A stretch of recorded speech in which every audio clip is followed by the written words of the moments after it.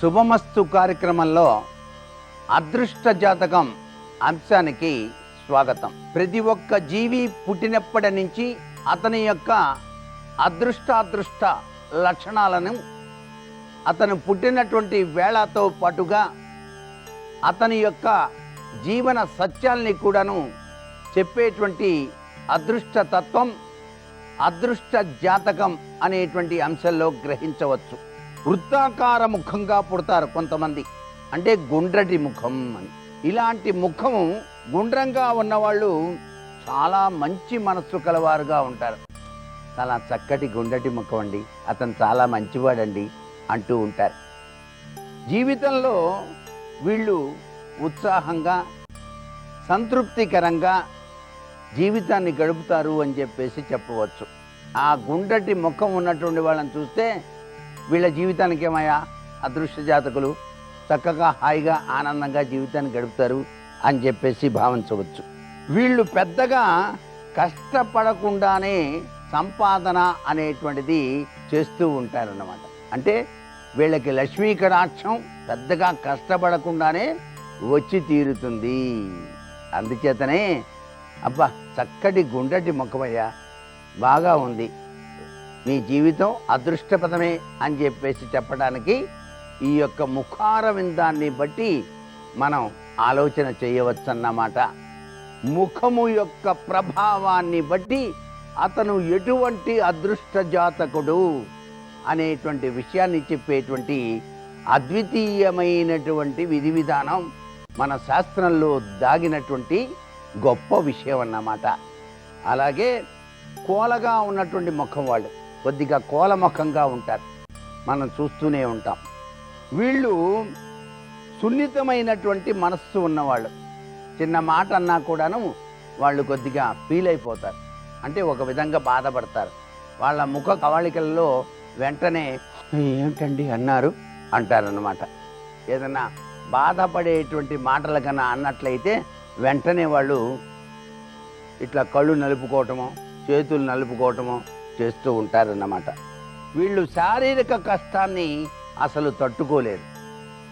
శారీరకంగా కష్టపడి సంపాదించాలి అంటే ఈ కోలముఖం ఉన్నటువంటి వాళ్ళ వల్ల కానే కాదు.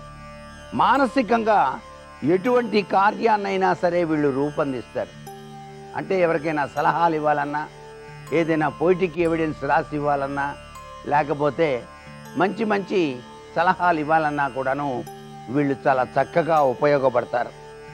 వాళ్ళు దాని గురించి నిశితంగా కూడాను వివరణ ఇస్తారన్నమాట. వీళ్ళు చాలా సూక్ష్మ బుద్ధి కలిగి ఉంటారు. రేపు ఇలా జరగవచ్చండి అని చెప్పేసి సూక్ష్మంగా ఆలోచిస్తారు.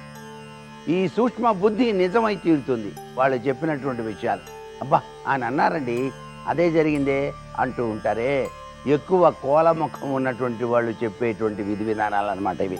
అందుచేత ఈ ముఖార వింద తత్వాన్ని చూసి చెప్పేటువంటి అద్భుత శాస్త్రమే ఈ అదృష్ట జాతకం అన్నమాట. అంతేకాదు కొంతమందికి చతురస్రాకార ముఖం కూడా ఉంటుంది. ముఖం చతురస్రాకారంగా ఉంటుంది చూసినట్లయితే. ఈ చతురస్రాకార ముఖం నుదురు విశాలంగా ఉంటుంది. వీళ్ళకి బాగా విశాలవంతమైనటువంటి నుదురు, అలాగే చెక్కిళ్ళు, ముక్కు చాలా చక్కగా చూడగానే బాగుంటాయి. అంతే అందమైనటువంటి వారు వీళ్ళు అని చెప్పేసి అన్నమాట. వీరిది చతుస్రాకారంగా ఉంటుంది కాబట్టి మంచి ఆలోచనాపరులు. వీళ్ళు మేధాకారక సంపత్తి కలిగి ఉంటారు. మేధాకారకులు అంటే ఆలోచనాపరులు. వీళ్ళు ఏదైనా ఆలోచన చేసి చెప్తే ఆ విషయం నిజమేనండి, మీరు అన్నట్టు అది మంచి అభిప్రాయమే మీరు చెప్పింది అని చెప్పేసి అనుకుంటాం. అలాగే ఆలోచించేటువంటి విషయాన్ని ఆచరించగల సమర్థులు. వీళ్ళు ఏదైనా ఆలోచన చేసి దాన్ని ఆచరణలో చేసి చూపిస్తారు. నేను ఇలా అనుకున్నాను కాబట్టి నేను చేసి చూపించాను, మీరు కూడా ఇష్టమైతే చేయండి, మీరు కూడా అభివృద్ధిలోకి వస్తారు అని చెప్పేటువంటి గొప్ప లక్షణం ఈ చతురస్రాకార ముఖం కలిగినటువంటి వారిలో మనం గమనిస్తూ ఉంటాం. ఏ పని మీదనైనా సరే వీళ్ళకి మంచి దృష్టి ఉంటుంది, కృషి ఉంటుంది, పట్టుదల కలిగి ఉంటారు. వీళ్ళలో అభిప్రాయాలు నిస్సంకోచంగా తమలో ఉన్నటువంటి అభిప్రాయాల్ని చక్కగా పూసకు గుచ్చినట్టుగా చెప్పేస్తారు. నా అభిప్రాయం ఇదయ్యా, మీకు ఇష్టమైతే చేయండి, లేకపోతే లేదు, అంతే వీళ్ళు మాట్లాడేటువంటి మాట.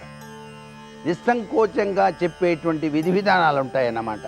ఆధ్యాత్మిక భావాలు కలిగి ఉంటారు వీళ్ళు. దేవుడి గురించి చెప్పమన్నా, పురాణ ఇతిహాసాల గురించి చెప్పమన్నా చాలా చక్కగా మనసుకు నచ్చే విధంగా అద్వితీయంగా మాట్లాడగల శక్తి సంపద వీరి దగ్గర ఉందన్నమాట. అలా చెప్పారండి ఆయన రామాయణం గురించి. భగవద్గీత సారం మొత్తం ఒక్క మాటలో చెప్పారండి, చాలా చక్కగా చెప్పారండి. అంటారే, ఇదంతా వారిలో ఉన్నటువంటి అద్వితీయమైన అదృష్ట జాతకం అన్నమాట. మరికొన్ని ముఖ్య విషయాలు రేపటి శుభమస్తు కార్యక్రమంలోని అదృష్ట జాతకం అంశంలో తెలుసుకుందామా మరి. సర్వే జనా సుఖినో భవంతు.